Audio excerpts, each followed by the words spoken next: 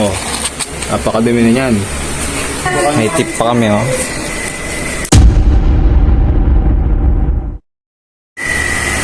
Narinig niyo yan, guys. Yung ingay na yan. Yung matining na ingay na yan, galing sa pan motor. Bale, chinek namin kasi yung pan niya, itong blower niya, napakadumi na. Baka mamaya na pupwersa na masyado yung pan motor. Check natin after ng cleaning kung magiging ganyan pa rin. Eto, tignan nyo guys.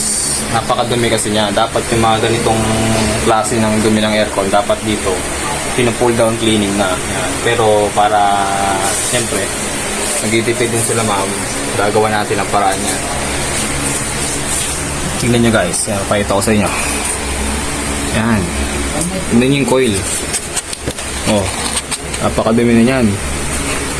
Yung mga ganitong klase ng dumi, pang pull down cleaning na dapat yan. Yan. Pero dahil diba? nagtitipid sa customer, Pero dahil walang budget at mahal natin ang customer, gagawa natin ang solusyon niya. Ibirahin natin yan.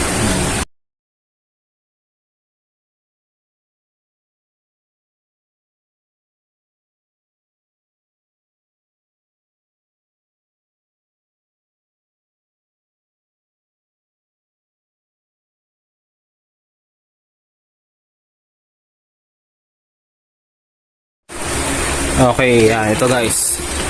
Wala, tapos na natin siyang bombahan. Yan. Tingnan niyo yung pinagbago. Yan, malinis na. Wala na mga lumot-lumot. Yan. Yan.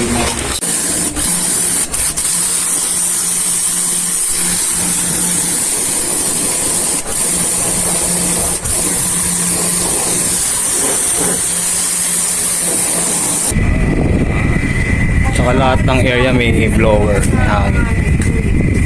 Ito, 1.7 tsaka, 1.7. Okay na rin, no? Lumabig na. 2,000.